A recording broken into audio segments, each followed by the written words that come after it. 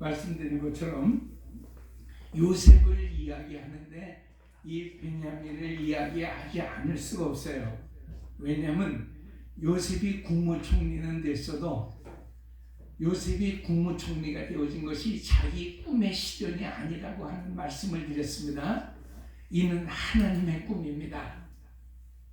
요셉 하나를 통하여서 당신이 아브라함과 이삭과 야곱을 통하여서 쭉 말씀하시고 그들 가운데 생애 가운데 심어놓으신 언약을 요셉을 통해서 이루려 하시는 것입니다. 이건 하나님의 꿈입니다. 하나님의 계획이신 것입니다. 그래서 그 요셉이 하나님의 꿈을 이루기 위하여 요셉이 하는 일거수일투족의 일들을 통해서 하나님의 뜻을 우리는 살펴내고 있는 것입니다. 이것이 무슨 소설과 어떤 문학 장르에 있는 한 그런 이야기처럼 우리가 생각하면 아무런 의미가 없어요. 요셉도 끈질기지 않습니까? 그래서 우리는 또 혹자는 그렇게 설명하기도 해요. 요셉이 마음속에 가지고 있는 그 원한이 얼마나 크면은 그렇게 악착같이 아버지를 괴롭히고 형제를 괴롭히고, 우리가 생각할 때 여러분 그냥 짠 하고 나타나면 얼마나 멋있겠어요. 야, 이 사람들아, 눈 뜨고 잘 봐봐. 내가 누구냐? 내가 요셉이야. 너희가 구덩이에다 집어넣어서 나를 죽이려고 했고 장사꾼에다 팔고 내가 노예 생활하고 감옥 생활하고 이래서 나 죽은 줄 알았지? 나 애굽의 총리가 됐어. 그럼 여러분 얼마나 멋있어요. 다 용서해 줄 테니까 이리 들어오라. 형님 이리 들어오세요. 우리 형제분들 빨리 아버지도 가서 모시고 오세요. 그랬으면 여러분 창세기가 50장까지 갈 일이 없어요. 베냐민 얘기가 그렇게 나올 리가 없죠. 마치 여러분 소설 작가가 소설 하나를 쓰기 위하여 이야기를 늘리고 거기다 또 단어를 붙이고 그 문장을 또 수정하고 조정해서 그냥 아무렇지도 않은 그런 일상적인 얘기를 이만큼 늘려놓아서 서론을 한참 읽으면서 우리가 그 소설 본론에 들어가는 거죠. 성경도 뭐 그런 식인가? 그럼 여러분 우리가 뭐 밤새워서 이 성경을 읽어야 할 그다지 큰 명분을 갖지 못해요. 그러나 그런 말씀이 아니라 말씀 한 절 한 절이 요셉이라고 하는 그 사람 하나가 행하고 있는 그 행동 하나하나가 하나님의 어김없는 하나님 뜻의 발현이다 이렇게 생각하면 아주 또 문제는 심각해지는 겁니다. 그래서 우리가 베냐민의 이야기를 보는 거예요. 왜 요셉은 그렇게 베냐민에게 집착을 했을까요? 아무리 여러분 한배 형제라 할지라도 가정생활을 우리가 또 이렇게 보면서도 거의 인문학적으로 저는 그때마다 그 이화여대 최재천 교수님의 그 인문이라고 하는 것이 뭐야? 그 사람이 사는 삶의 문이다, 모양이다 라고 얘기했던 그 얘기가 꼭 생각이 납니다. 사람이 살고 있는 그 삶의 그 문이 그 인문적인 그런 삶의 그 모습이 우리로 성경을 자꾸 왜곡하게 한다는 것입니다. 우리는 이러면 성경 말씀을 열심히 연구를 하고 뭐 공부를 해도 그 요셉이 베냐민을 놓지 않는, 요셉이 베냐민을 꼭 그렇게 아주 사랑을 넘어서 이런 건 집착이라고 그러죠. 아주 집착에 가까운 그런 모습을 왜 보였을까? 이걸 여러분 인문학적으로는 한국학적으로 몇 개 설명을 할 수가 없어요. 그러니까 그렇게 얘기하잖아요. 그 가정생활을 똑바로 하세요. 야곱이 가정생활을 엉터리로 경영하고 규모가 없다 보니까 자식을 12이나 낳고 12이나 낳은 자식이 전부 다 배가 다르잖아요, 여러분. 그가 멸시했던 그 레아를 통해서는 사실 루벤, 시몬과 레위와 유다가 있었는데 레아가 4명의 아들을 두었어요. 야곱의 사랑하는 라헬을 통해서는 요셉과 베냐민을 두었습니다마는 그 시녀 실바를 통해서 아이를 갖게 하죠. 그 둘을 얻었어요. 단과 납달리를 얻었어요. 그래서 사실은 뭐 후처의 소생도 전처의 소생이다 이렇게 생각하게 되어지면 나에게 자식이 4명이에요. 근데 성경을 쭉 읽다 보게 되어지면 왜? 이 성경 말씀이 인문학적으로 읽으면요 너무 재미있는 거예요. 나이를 사랑해서 나이를 얻기 위하여 또 7년 고생을 더 하긴 했지만은 성경에 보니까 라헬도 보통 여자가 아니에요. 왜?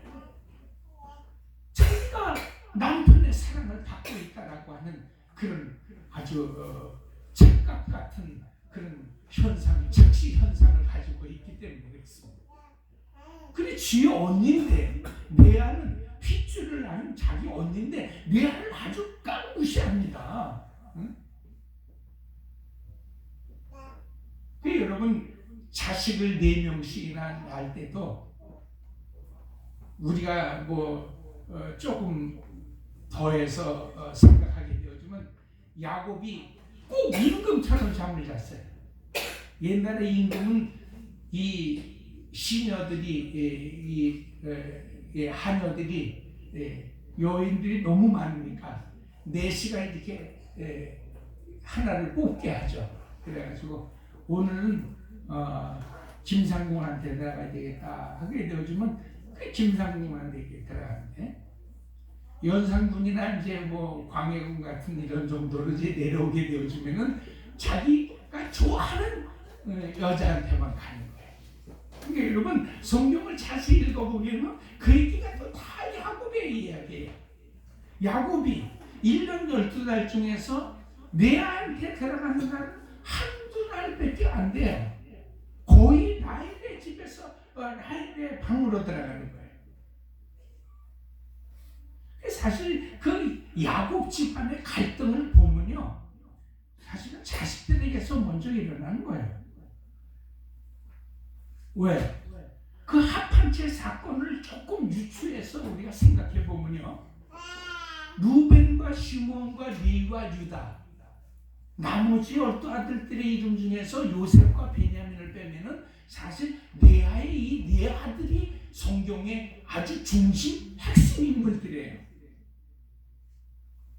더더군다나 레위 지파는 하나님의 제사를, 유다 지파는 예수 그리스도가 이 땅에 오시게 되어지는 그 혈통의 계보를 형성하게 되어지는 중요한 자녀가 되잖아요.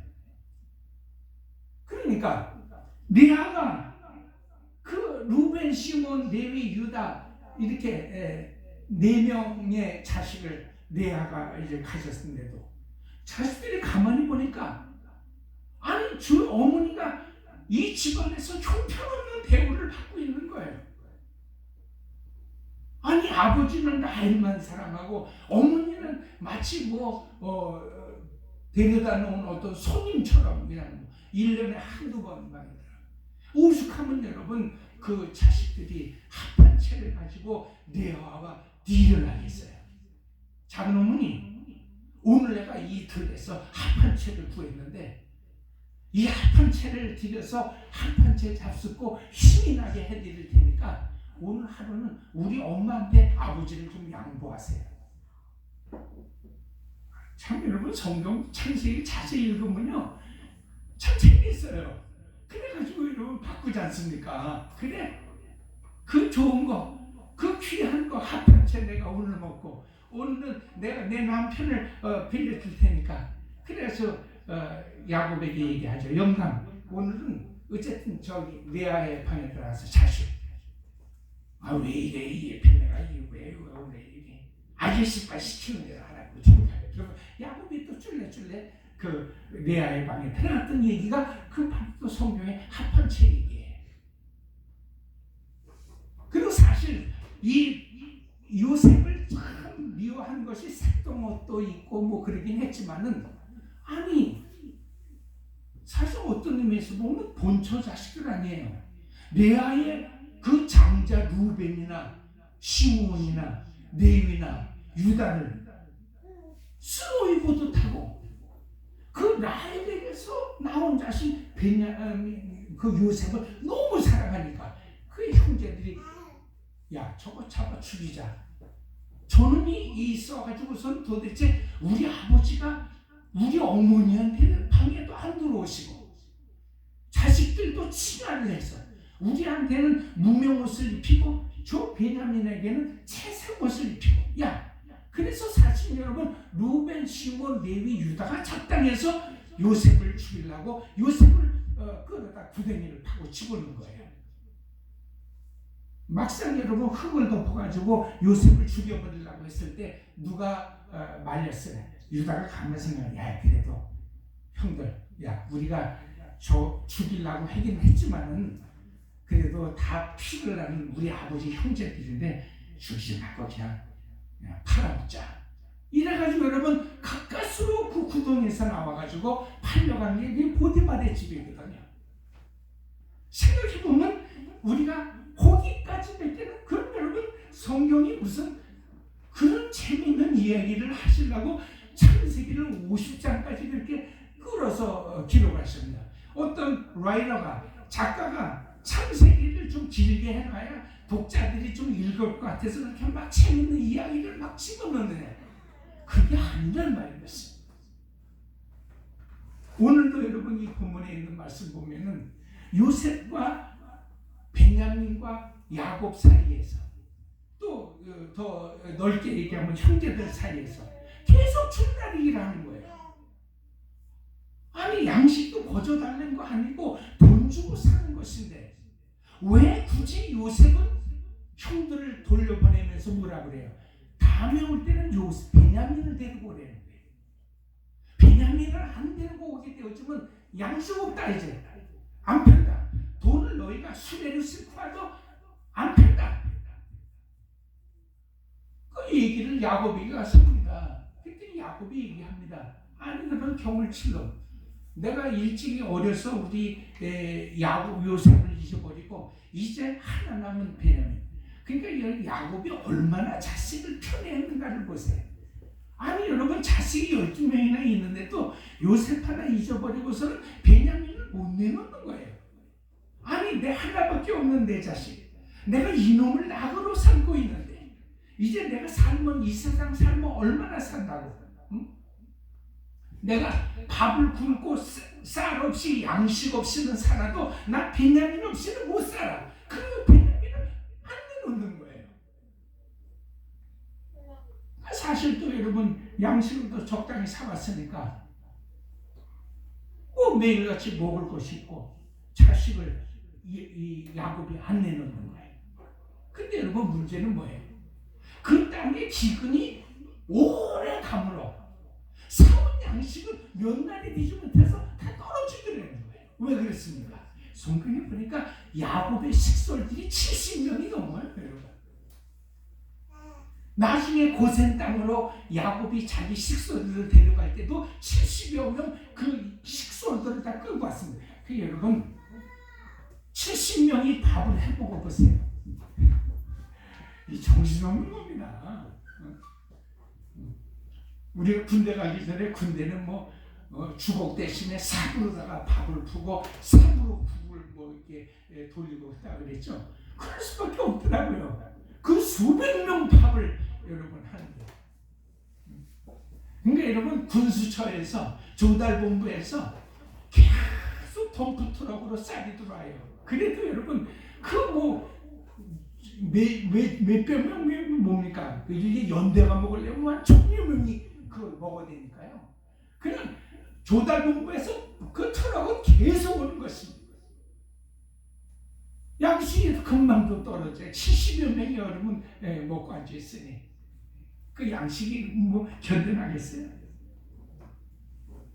그러니까 그 아들 유다가 얘기를 합니다. 아버지, 이러다가 우리 다 죽습니다.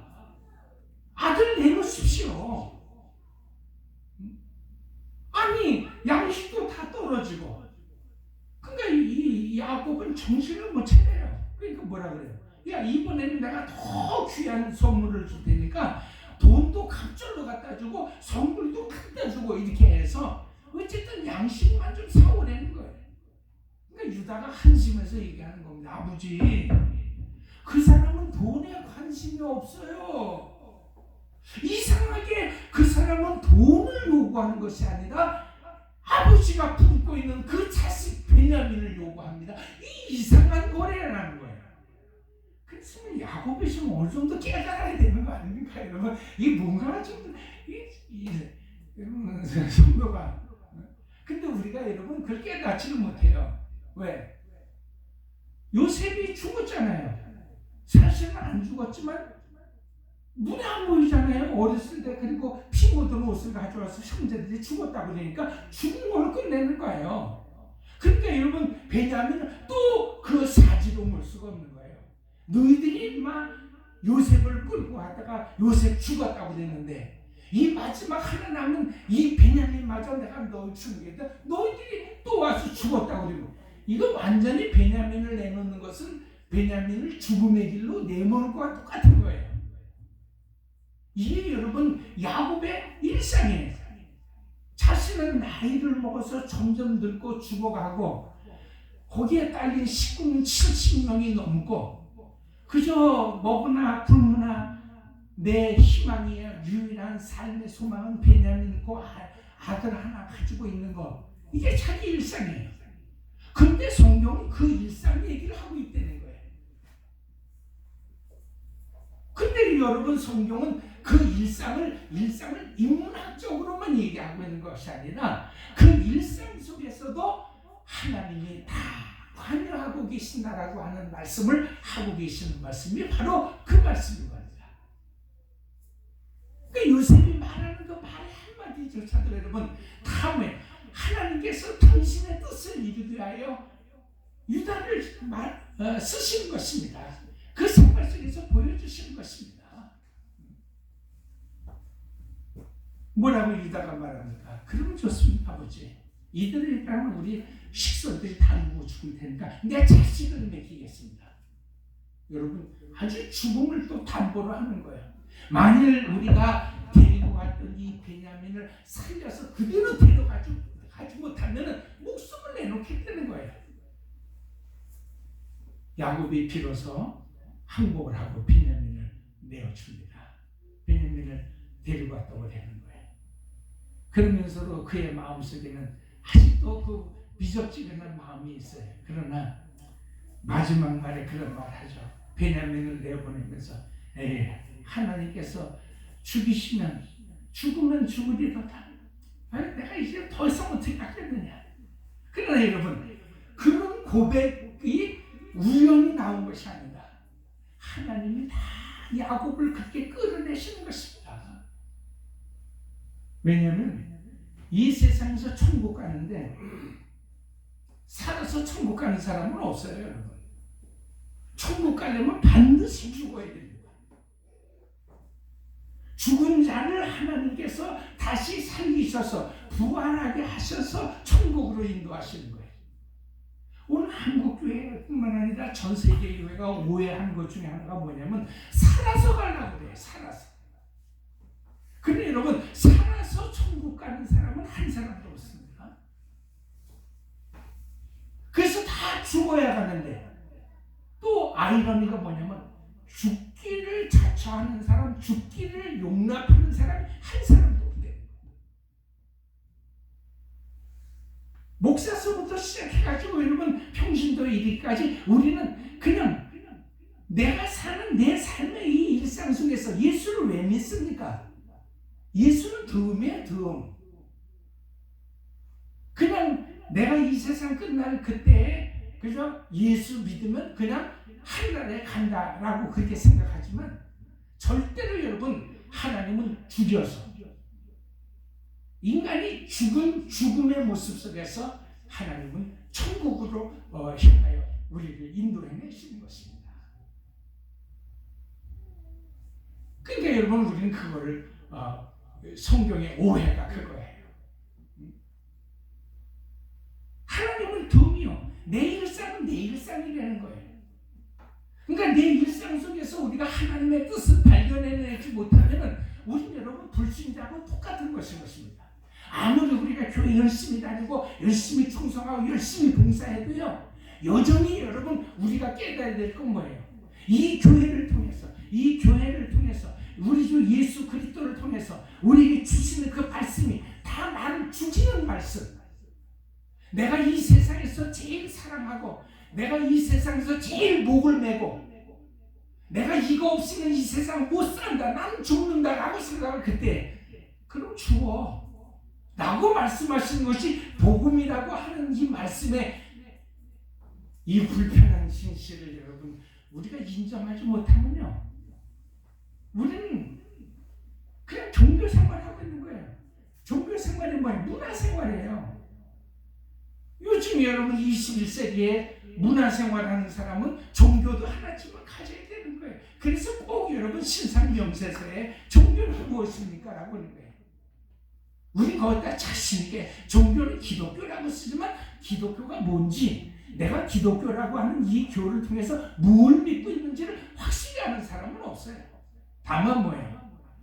그래도 우리 집에 전축도 있고 텔레비도 있고 냉장고도 있고 전화도 있고, 요즘은 뭐 전화는 다 갖다 반납합니다만은 지금부터 한 30년 40년 전만 하도록 전화 한 통을 놓으려면 80만 원 100만 원 이상이 있어야 되어지니까 꼭 여러분 그 집안 가정통신문에 전화도 있냐 이거 물어봐요. 그것처럼 우리 집에는요 모든 가전제품이 딱 구비가 되어져 있고요, 우린 또 뭐야? 종교활동도 해요. 우린 주일마다 교회 가거든요. 주일마다 절에 가거든요. 사람들은 이걸 문화생활을 살고 있는 것이지. 그런데 여러분 성경을 백독을 해도 이 의미를 모르는 것입니다. 왜 요셉은 그렇게 끊임없이 베냐민을 요구하고 야곱은 왜 끊임없이 이렇게 베냐민을 놓지 않으려고 하는 이 신경의 줄다리가 성경 창세기 그렇게 길게 만들었느냐 하는 이 사실을 이해하지 못하는 거예요. 그 무슨 말입니까? 내 일상은 내 일상이고 성경은 성경이고 목사님 말은 그냥 그 목사니까 하는 말이고 성도는 그냥 교회 문 밖으로 나서기만 하면 잊어버리면 돼요. 그 다음부터 뭐예요? 내일은 또 출근해가지고 어떻게 살까? 내가 맡겨진 과업을 내일은 또 내가 어떻게 또 내가 과장한테 어떻게 보고를 해야 되는가? 이번 달 봉급은 또 제대로 나올래나? 사장님이라는 게 맨 돈만 벌어다니면 지만 길 먹지, 무슨 돈도 봉급도 안 주고, 이거 내가 살 수 있게. 여러분 그 생활하는 그럼 전혀 양심의 가치를 느끼지 않습니다. 왜 그렇습니까? 그것이 우리의 common daily life예요.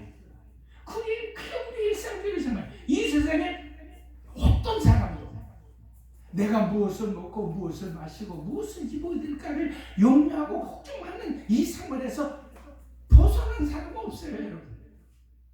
목사도 그렇게 사는 거예요.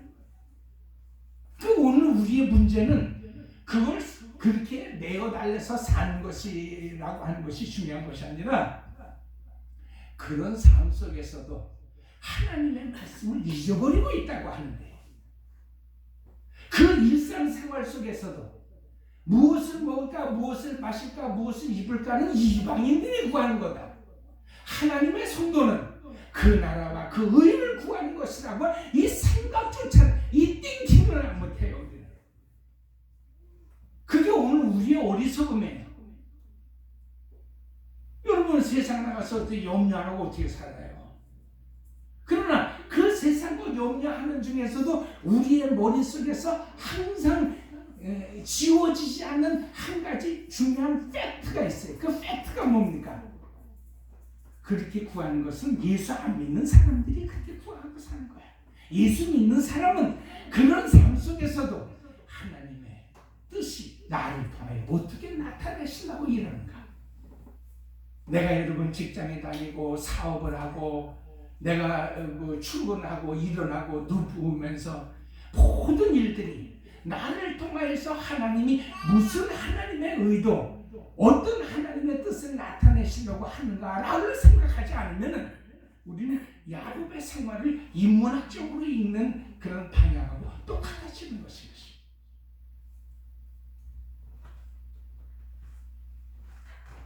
그러니까 여러분, 이 말씀의 핵심이 무슨 말입니까? 내가 일상을 중요시하고 일상을 어떻게 보면 사랑하죠. 일상 없이는 살아갈 수가 없으니까. 그러나 하나님을 우리 집에 있는 가전제품처럼 생각하지 말라 이 말이에요. 성경이 그 말씀하시고 있는 거예요. 아니, 우리 집에 아주 완벽한 가구가 다 구비가 되어져 있고 우리는 종교활동, 예수도 믿고 주인님은 온 가족이 교회도 나가는 가정이야. 이렇게 생각하면 여러분, 우리는 안 믿는 사람하고 똑같다는 말이에요. 오늘 우리는 우리의 교회에 그 어려움이 거기 있어요. 거기까지 교회 성도를 인도해내는 거예요. 여러분, 더 열심히 하세요. 힘들죠? 그러면 어쩌겠습니까? 이렇게 해야 우리가 복을 받습니다. 여러분, 주일날 바쁘시죠? 그래도 나오세요. 나오셔야 하나님이 우리를 도와주시죠. 우리 여러분 문화생활에 우리의 자기 것이 없으면 여러분 하나님이 우리를 도와주시겠어요? 그러니까 자꾸 여러분 교회는 그걸 가리키는 거, 이걸 종교활동이라고 그리는 거예요. 여러분. 계속 하나님은 우리 집에 있는 텔레비 냉장고처럼 계셔서 항상 뭐예요? 나의 생활을 빛나게 해주고 불편 없이 해주고 나를 권사해주고 나를 항상 보살펴주고 나를 잘 되게 해주고 나를 이 세상에서 정말 그래도 이 얼굴 내밀고 살 수 있도록 도와주는, 그렇잖아요? 그러니까 여러분, 가정통신문이 있을 때 집안에 가구가 꽉 찼을 때는요, 아이가 자신 있어요. 왜? 아주 빈칸이 없어요. 배고비, 텔레비, 냉장고, 전축, 전화 다 있어요. 근데 여러분, 우린 기껏 해봐요. 집에 라디오 하나 있고 라디오 하나밖에 없잖아요. 냉장고가 있습니까? 전축이 있습니까? 부끄럽잖아요. 우리는 부끄러워서 그냥 귀에다 꽂는 메시바 하나 같은 그런 수신기 하나. 제가 어렸을 때 지금 여러분이 이해를 하시는지 모르겠는데, 그래 여러분, 다 있으면 잘하는 거죠. 우리가 여러분 교회 다니면 그 하나님은 나의 정성과 내가 생각하고 있는 내 마음의 이 한계를 주님이 다 알아서 채워주신다는 거예요. 그래 여러분, 결국은 그 말인 거예요. 예수 잘 믿어서, 예수는 왜 잘 믿냐고요? 왜 잘 믿어요, 여러분? 예수를 왜 믿어요, 여러분? 예수를 믿어야 구색 없이 잘 같이 하시는 내 집안의 가구들처럼 우리는 이 세상에서 번듯한 자기 인생을 사는 거예요. 왜? 하나님은 늘 나를 권사해 주니까. 내가 병들까? 내가 배가 고플까? 내가 어렵게 생활할까? 더 나를 마치 강보에 쌓인 아이처럼 보살펴주는 하나님. 그런 하나님으로 오늘 여러분 우리가 기독교를 생각하는 거예요. 기독교는 그런 종교가 아니에요, 여러분. 그 사람들이 이런 얘기를 하기를 좀 다 싫어하고, 무슨 그런 하나님을 우리가 믿어야 할 그런 메리트가 어디 있는 거예요. 오히려 이 말하면 기겁을 하죠. 오히려 우리는요, 하나님 믿고 내가 그렇게 이 세상에서 애지중지하면 내 편으로 만들려고 했던 거, 여러분 얼마나 이게 굉장한 일입니까? 우리가 여러분 아파트에서 살다가도요, 무슨 일이 일어나면은 제일 먼저 우리를 무섭게 하고 두렵게 하는 것이 뭔지 아십니까? 과연 이 아파트 주민들 가운데 몇 사람이 내 편이 되어줄까? 이 말이에요. 지금 싸움이 붙었는데 사람이 제일 용기가 있고 마음이 든든한 게 뭐예요? 이웃집 사람이 팔을 걷어붙이니 나 이 사람 편이야. 이 사람을 건드는 건 나를 건드는 거야. 날 건드는 놈 있으면 나와. 이게 말 한마디 해주면 우리는 여러분 참 인생 사는 것 같죠. 내가 심지어 이웃에게 매를 맞고 내가 아주 비참하게 있는데도 누구 하나 나서서 나를 보호해 주지 않으려고 하면요, 그게 인생은 정말 여러분 죽는 것보다도 못한 인생을 사는 것이 바로 내 편 없는 생활. 그래서 우리는 눈만 뜨면 내 편을 만드는 거예요. 어떻게 여러분 내 편을, 돈도 내 편, 친구도 내 편, 이웃도 내 편 만드는 거예요. 옛날에 제가 은혜 받기 전에는요, 그냥 인문학적으로 생각을 했어요. 인문학적으로 생각하니까 그 우리 윤한기 선배님의 그 여러분, 원래는 사실 그 누이 윤복희 씨가 불러서 히트한 것이지만 얼마나 여러분 그 노래가 참 찬송과 절이가 아닙니까? 응? 네가 외로울 때 내가 친구가 돼줄게. 네가 괴로울 때 내가 위로가 돼줄게. 네가 서러울 때 내가 눈물이 들게. 여러분 환장하죠. 아니 세상에 내가 지금 이웃과 더불어서 투쟁하고 있는데 내 편이 돼주겠다는 사람이 한 사람만 나서도 여러분 우리는 할렐루야인데, 세상에 내가 이 세상 살며 서러울 때 나를 대신해서 눈물을 흘려주겠다는 사람이 이보다 멋있는 말이 있어요? 나는 너의 영원한 친구요, 나는 영원한 너의 동반자요. 응? 여러분 우리가 이 소리 그러니까 여러분 참 요즘은 뭐 노래도 요즘 감각은 아닙니다만 옛날에 이런 노래가 나왔을 때 정말 수많은 사람들이 은혜를 받은 거예요. 그러나 은혜를 받고 보니까요, 조금 죄송하지만 그 노래를 조금 바꿔야 될 것 같더라고요. 왜? 내가 서러울 때 절대로 나를 위하여 눈물을 흘릴 사람 안 나타납니다. 괜히 쓸데없이 노래 부르면서 위로받지 마세요. 그거야말로 여러분 소망폭력입니다. 희망폭력이에요. 살인보다 더 무서운 것입니다. 차라리 내가 외로우면 외로우세요. 근데 여러분 얘기는 쉬운데 이게 어렵죠. 받아들이기도 어렵죠. 근데 진짜 복음은 그거예요. 네가 외롭냐? 내가 너를 대신해서 눈물을 흘릴게. 있다고. 성경은 저는 한 절도 없으니까 그런 거죠. 성경은요 오히려 뭐예요? 네가 외로우냐? 아주 더 외로워. 네가 바짝 외로워야 네가 그래야 사람이 된다는 거예요. 그래야 내 자식이 된다는 거예요. 내 백성이 된다는 거예요. 네가 누구를 위해서 눈물을 흘려주겠다든지 누가 나를 위하여 눈물을 흘릴 사람을 찾으면 너는 절대로 내 자식이 될 수 없다는 거예요. 세상에 이런 아이러니를 여러분 이해할 수 있습니까? 내가 서러울 때, 내가 괴로울 때 친구가 되겠다는. 근데 여러분 친구 찾을 생각하지 말라는 거예요. 너의 친구는 예수밖에 없다는 거예요. 너는 더 뭐예요? 철저히 이 세상에서 고립되고 고아가 되어지고 철저히 외롭고 철저히 서럽고 철저히 괴로움을 당하게 되는 거예요. 이게 여러분 예수의 복음입니다. 야곱에게서 그 사랑하는 베냐민이 뺏겨지지 않으면 절대로 요셉을 만날 수 없는 것입니다. 우리가 여러분 인문학적으로 생각하면 요셉이 살아있다는 것만 미리 알려주면 야곱이 그런 저런 생각 없이 달려갈 거 아니에요. 근데 여러분 우리는 성경 다 알고 있죠. 지금 요셉이 죽었어요? 살았어요? 대답하세요. 요셉이 살았어요? 죽었어요? 성경적으로 요셉이 살았죠. 살아있을 뿐만 아니라 지금 애굽의 국무총리가 되어 있다고요. 근데 야곱은 어떻게 생각해요? 야곱은 요셉이 죽었다고 생각하는 거예요. 어쩜 오늘 우리가 예수 믿는 거하고 똑같은 거예요. 왜 사람들이 예수 안 믿는지 아십니까? 예수는 죽었다고 생각하기 때문에 그래요. 예수 십자가에 달려 죽었잖아. 그 청년.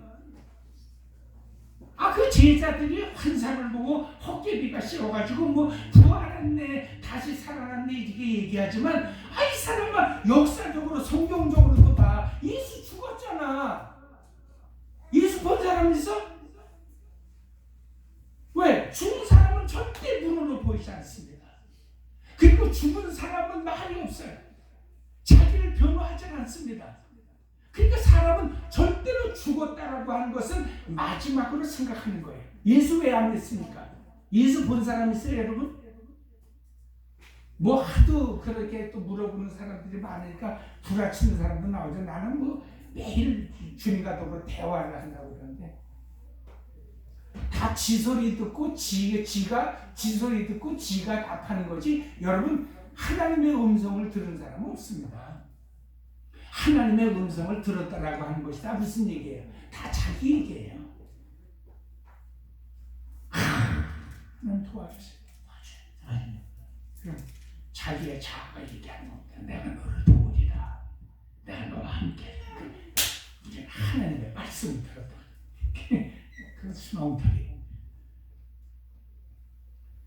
오히려 여러분, 나는 이제 망했습니다. 난 죽었습니다. 나한테 뭐가 유익하겠습니까? 죽은 사람이 뭐가 선하고 뭐가 악하고 뭐가 유익하고 뭐가 무익하고 그걸 여러분 죽은 사람이 그런가? 그러므로 예수 믿고 복음으로 말미암아 정말 자기 자신이 죽었다라고 생각하는 사람은요, 선한 개념에서 벗어나는 것입니다. 우린 조그만 일만 생겨도 여러분 뭐예요? 거기서 뭐 떨어지는 국물이 있나 생각하잖아요. 정치인들이 여러분은 왜 왔다 갔다 합니까? 국물 때문에 그래요, 국물. 저 사람한테 가서 쓰면 뭐 좀 떨어지는 국물이 없을까? 드디어 요즘에는 여러분 또 막 대통령 퇴진하는 그런 데모가 막 또 광화문에 났었어요. 왜 그랬습니까? 저 사람이 대통령 되면 뭔가 국물이 좀 있을 줄 알았는데 국물이 없어. 그러니까 여러분 1년도 안 돼서 뭐예요? 국물 좀 내놓으라는 거예요. 안 내놓으려면 그 자리에서 내려오라는 거예요. 무엇이 유익할까? 여러분 뭐 좀 하라 그래도 여러분 우리 그렇게 생각하잖아요. 내가 이거 해서 내가 얻는 게 뭔데? 내가 얻는 게 뭐야? 그래서 인간은 절대로 여러분 예수를 믿을 수 없어요. 인간의 힘으로는. 왜? 항상 그렇게 생각하거든요. 교회 청소 좀 하시죠. 목사님, 내가 교회 청소해서 얻는 게 뭐예요? 그러니까 여러분, 목사가 이제 거기다 거짓말을 치는 겁니다. 그렇게 목사 말 안 듣고 불순종하게 되어 좀 지옥 갑니다. 그래야 뭐예요? 이게 싫어도 가야 되겠네. 그냥 엉금엉금 교사라도 가야 되겠네. 왜? 안 하면 또 환란이 온다니까. 그러니까 여러분 교회 자꾸 목사님은 불화를 치게 되어지고 성도는 그 불화를 믿어야 정말 신앙생활을 잘하는 줄 아는 거예요. 그러나 실제로 여러분 복음의 역사는 뭐예요? 죽은 사람은 그 선악을 가지고 죽은 사람한테 뭐가 아름다움이 있고 뭐가 여러분 선한 것이 있고 악한 것이 있습니다. 뭐가 유익하고 뭐가 손해되는 것이 있습니까? 내가 이것을 해서 몇 푼 얻겠습니까? 어디나 줄을 서야 내가 그 진축국물이라도 좀 흘러내는 걸 마시겠습니까? 이런 생각이 하지 말라는 거예요. 그러니까 예수 믿기가 힘들고 예수 믿기가 싫고 교회 다니는 재미가 없는 겁니다. 여러분 무슨 짓을 해도 주일을 따지지 않고 열심히 예수 앞에 줄만 서보세요. 우리 산성교회 줄만 서보세요. 이제부터 만사형통은 여러분의 것입니다. 여러분의 자손과 그 자손의 자손과 그 자손의 자손의 자손의 어디까지 맞춤돼 이르도록 여러분은 하나님의 축복 속에서 범사에 잘 되고 형통한 건강하게 장수하게 되었을 것입니다. 이렇게 얘기를 해야 여러분은 뭣도 모르고 아멘 하죠. 여러분 줄 서봐야 소용없어요. 또 1년도 못 돼서 광화문에 나가서 데모하게 되고요. 어떤 사람 내 친구가 되려고 해도 꼭 여러분 제가 책을 읽어보니까요. 남을 사기치고 거짓말하고 꼭 여러분 뭐 친구가 보증서 달라 그래가지고 보증서 줬다가